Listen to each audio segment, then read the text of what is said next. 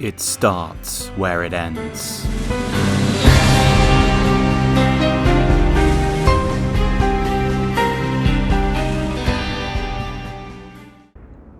The fifth generation of consoles not only brought gaming into the world of 3D and opened up all kinds of new possibilities for interactive storytelling, but also brought with it massive improvements to audio quality, paving the way for some incredible musical scores and voice acting. And while there's definitely been a few stumbling blocks along the way, Barry! Where's Barry? the world of games has some truly iconic performances. From David Hayter as Solid Snake, It's Snake. I'm in front of the disposal facility. Michael Bell and Simon Templeton as Kane and Raziel, You say that while you hold in your hand the instrument of my doom? I saved you from the Reaver once. I have no intention of imprisoning you within the blade. and J. Anthony Frank as J.C. Denton. You Max might have copper wiring to reroute your fear of pain, but I've got nerves of steel. But there's no way we can talk about the legends of gaming voices without bringing up James McCaffrey as Max Payne. He was trying to buy more sand for his hourglass. I wasn't selling any. It's been 20 years since the first game released and completely transformed the third-person shooter, while becoming responsible for having a slow-motion button hacked into almost every action game from what felt like its launch until right around the time Gears of War came out. Inspired by old-school action movies made by the likes of John Woo, Max is a dark, satirical story of one man's quest for righteous revenge. It is a journey through blood, despair, and an appropriate smattering of comedy that was so iconic at the time of its release that we can still feel the shockwaves it had on the action game even today. But this is no ride for the faint of heart. This is a deep dive into the belly of something diseased and corrupted, where only spite and bullets will help you escape. This is Max Payne.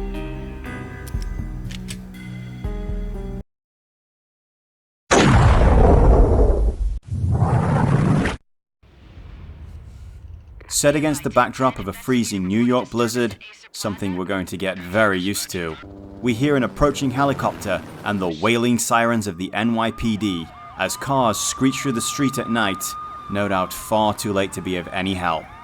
We hear cries of "Officer in danger" and "Assault in progress" as the camera begins its ascent of the steel and glass monolith known as Asa Plaza. And it's then, for the first time, that we hear his voice. They were all dead. The final gunshot. And was finally, my finger from the see his trigger. face. And then it was over. And so Max begins the dark tale of his life. It begins with an NYPD detective with a beautiful wife and baby, and ends steeped in blood and more spent bullets than you could possibly count. This is a story written in cries of pain and tortured bodies, and yet it also finds time to make you laugh and feel damn cool in the process.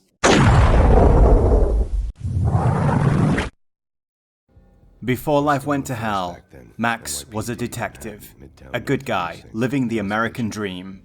A dream that becomes a nightmare the night he walks home to find his house broken into by junkies hopped up on a new designer drug called V, and his family...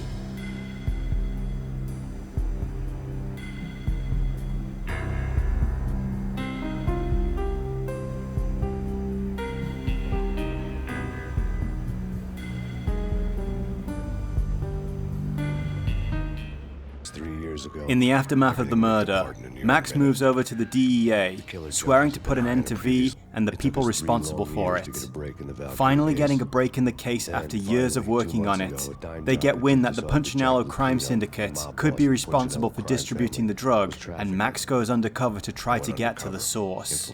Surrounded by hostile scum, more than willing to put an end to him the moment they smell a rat, only two people know of Max's true identity and purpose: BB and Alex Balder. Despite being his only connection to the real world, Max communicates with them rarely, and usually only by phone. So when BB calls Max to set up an urgent face-to-face meeting with Alex at Roscoe Street subway station, Max can't help but think that something serious is afoot.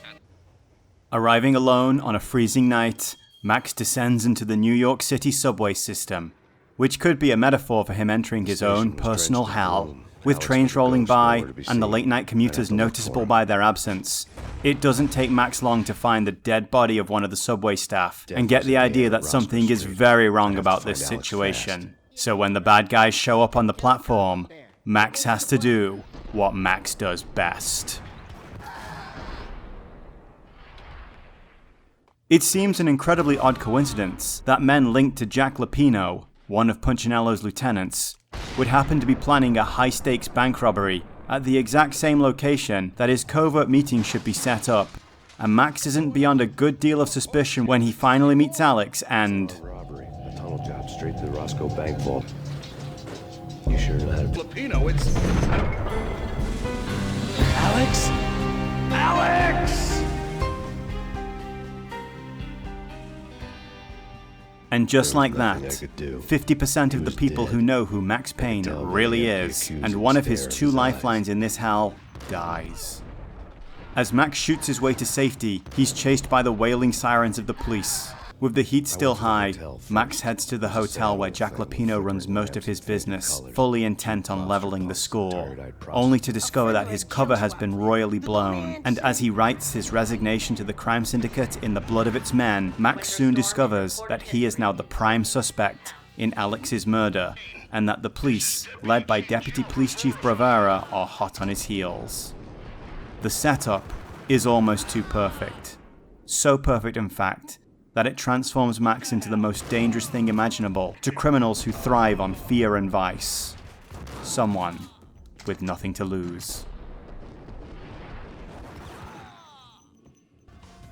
The rest of the first act has Max working his way up through Jack Lupino's men, almost getting caught in the crossfire in a mob war between the Punchinello crime syndicate and the Russian mafia led by a man named Vladimir Lem, and receiving at least one mysterious phone call from... Am I speaking to Mr. Payne? Who wants to know? My name is Alfred Woden. You must hurry. The police are on their way. Tell me something I don't know. They know you're there. How? And what's it to you? I will contact you again. All this climaxes in the heart of Jack Lupino's club, Ragnarok, where he discovers that money, drugs, and power has more than taken its toll on the New York crime boss.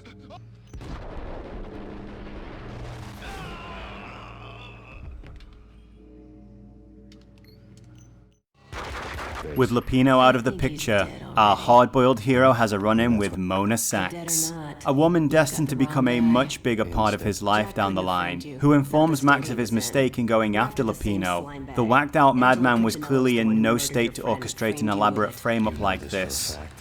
The order, it seems, had come straight from the Don himself. Unfortunately, before Max can do anything with this information, she slips him a hard hit of V and takes him into somewhere very dark. Somewhere, the baby was crying.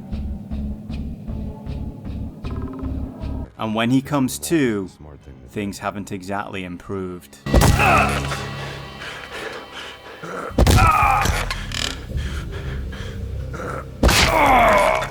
The second act sees Max teaming up with the Russian mobster Vlad to relieve Punchinello of enough guns to start a war from the belly of a tanker, almost getting blown to all hell when he tries to draw out Punchinello, before taking his one-man vendetta to the very gates of the crime boss's manor to fight against the Don's toughest men, including his notorious trio, and finally getting to confront the Kingpin in his own office, and discovering that this plot goes much deeper than he could possibly know.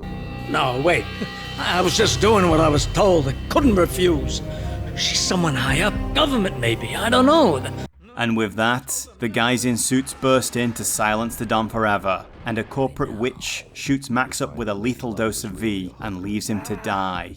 But not before dropping important information on where she might be found in the future. We're done here. Take me to Cold Steel.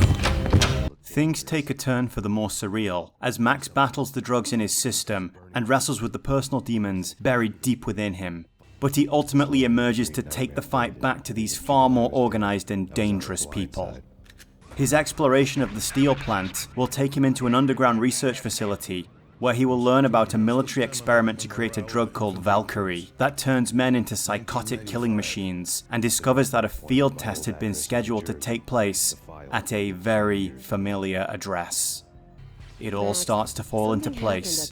His wife working for the district attorney, a strange file that appeared on her desk, a woman on the other end of the phone.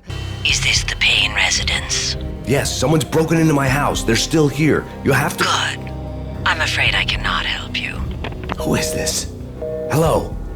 Like some mad conspiracy theorist's nightmares come true, something far darker than a simpler home invasion is afoot here.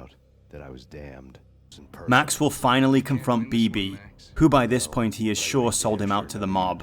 And after that meeting goes the only way it could, he is once again contacted by Alfred Woden and invited to meet the Inner Circle. I don't know what it is about my taste in games and Illuminati-style conspiracies, but here we are again, an old and powerful group of people secretly pulling the strings of the world from behind the curtain. Mr. Woden explains that Nicole Horn, president of Acer Corporation, is the true mastermind behind the V-drug. Not wanting to give up on Project Valkyrie after the government funding was pulled, she continued it herself, while using her power and influence to keep the Inner Circle silent. But Max, being a free agent, could put an end to her.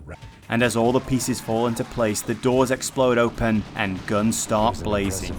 Max must make his escape, and finally begin his assault on Acer Corporation Plaza, fighting his way through paramilitary mercenaries, all armed to the teeth, before finally confronting Miss Horn atop the roof and bringing us all back around to the beginning.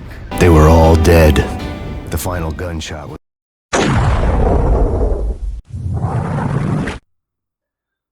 Max Payne's presentation is something that could only have happened in the early 2000s. It is the result of a smaller than average studio with a bigger than average ambition, fighting with limitations in both money and technology to tell an amazing story and show the world a vision of what was possible with the interactive medium. That's not to say that there aren't lots of great indie studios in the world now producing wonders from home PCs and linked up via Discord, but for a title like this to gain the kind of hype that it did and have such an impact on the world would be very difficult in the modern era, with the demands of the AAA gaming scene being so high. But rather than me just sitting here gushing over what Remedy Entertainment achieved, let's go a little in-depth into it and talk about how it all fits together. Developing a much larger budget game in the late 90s, early 2000s, and wanting to tell a much deeper and darker story than they had previously, Remedy were faced with finding the right way to deliver that information in a way that would be entertaining and meaningful.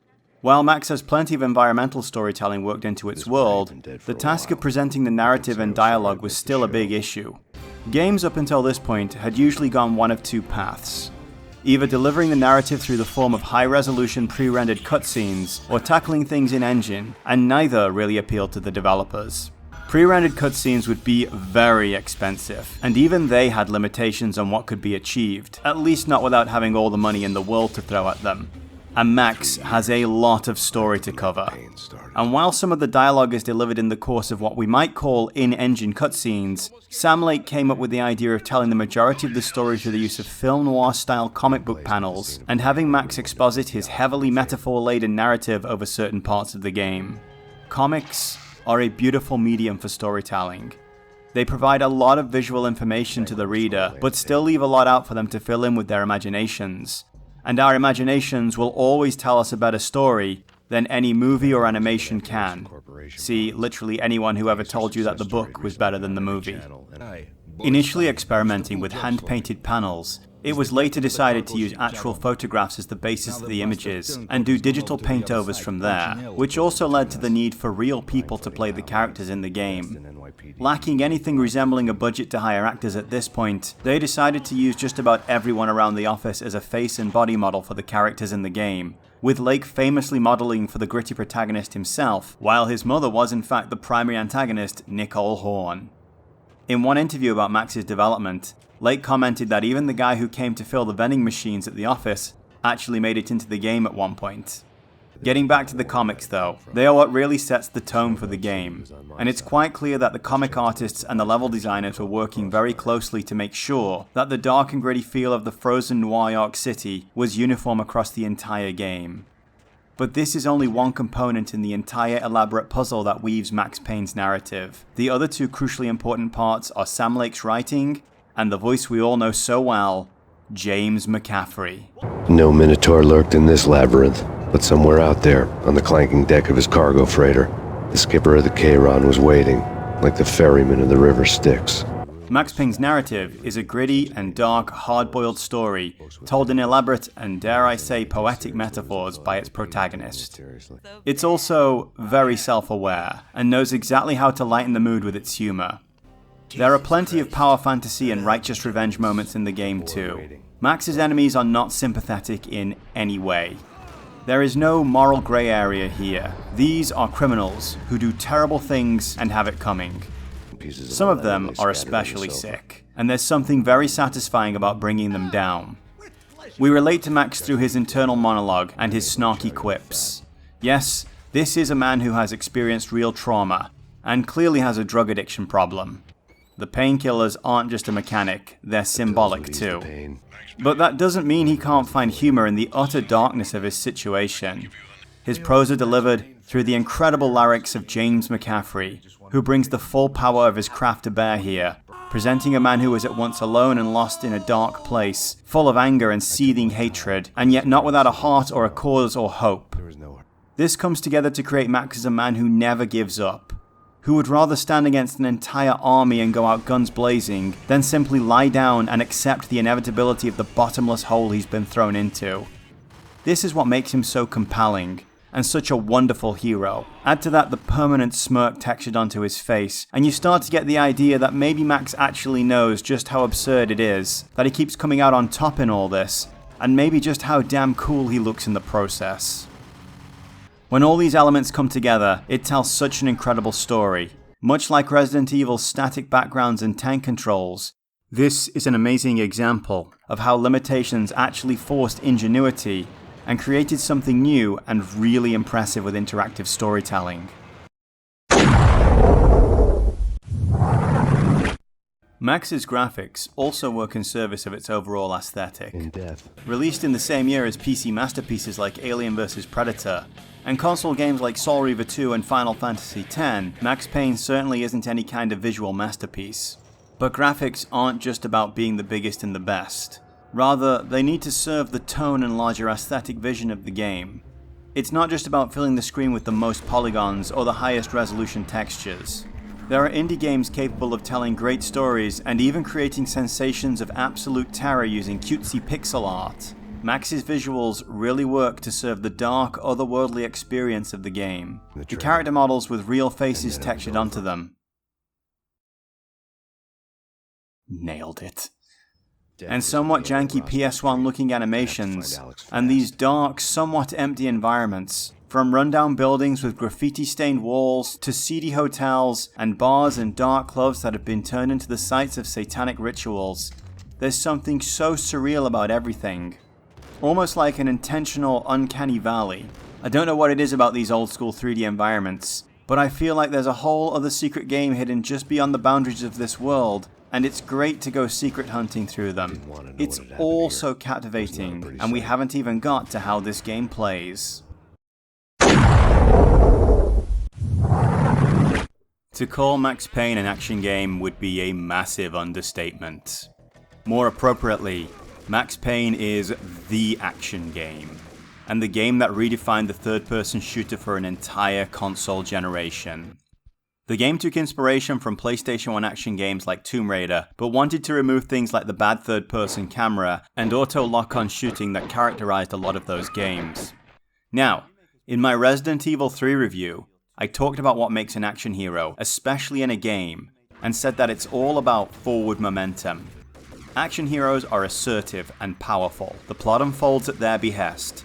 They are in control of the situation, and when the time comes to act, they push forward against any barrier that is presented against them. Max is a powerhouse of forward momentum, kicking down doors with twin Uzis at the ready and gunning down rooms full of guys before they even had time to react, and then munching down on painkillers to shrug off the effects of being shot himself. The character controls like an old school shooter character, and is highly mobile without having to worry about real world things like physics or his momentum when it comes to things like running, turning, or slamming into walls. For the gunplay, Max carries a wide arsenal of tools, ranging from a metal pipe to a grenade launcher, and just about everything in between. There's pistols that can be dual wielded, shotguns, a selection of automatic weapons, and they all have great sound effects while offering good visual feedback from both Max and whoever is on the receiving end. All the guns feel powerful and are satisfying to use, and I really appreciate how the sniper rifle does this with every successful hit. But the thing that broke the mold, the feature that really put this game on the map, is Max's trademark bullet time and shoot dodging. Inspired by old John Woo movies, the studio really strived to bring that kind of action into the game.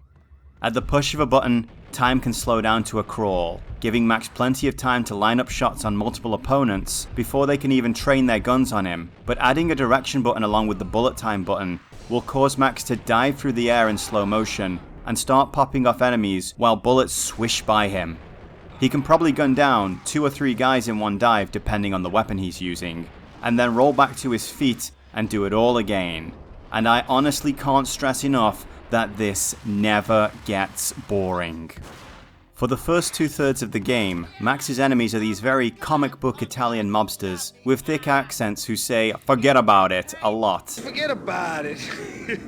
Just forget about it. Hey, just forget about it. And you feel so powerful, bursting through a door into a room full of these guys, seeing them panic as they yell "Payne!" before the world slows to a crawl, and Uzis blaze as Max Chow Yun-Fats his way through the air, blowing away everyone in sight, with the camera doing a 360-degree pan around the final enemy as the lethal bullets slam into him, and he lets out his final cries before he kisses the dirt for good. There are plenty of amazing gun battles, and while this game started development in 1996, 3 years before the release of The Matrix, it was released 2 years after it, so there was time to add a small homage in there too.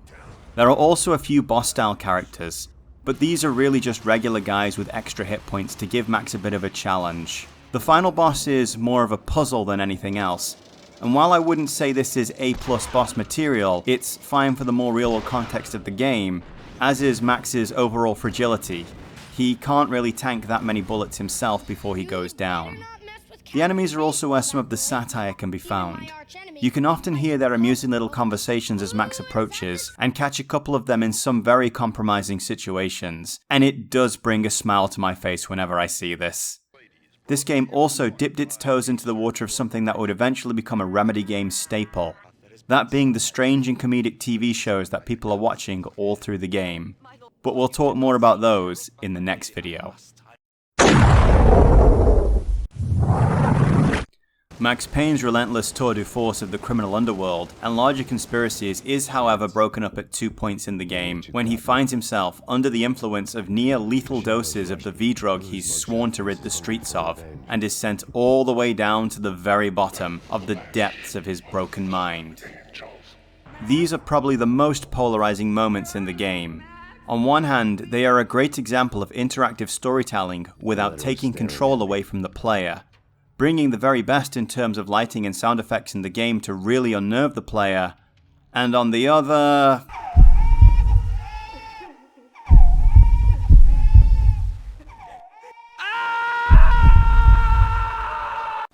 You see, while these areas are basically linear, and you are simply walking down the corridor to get to the end, you are still always in control of Max.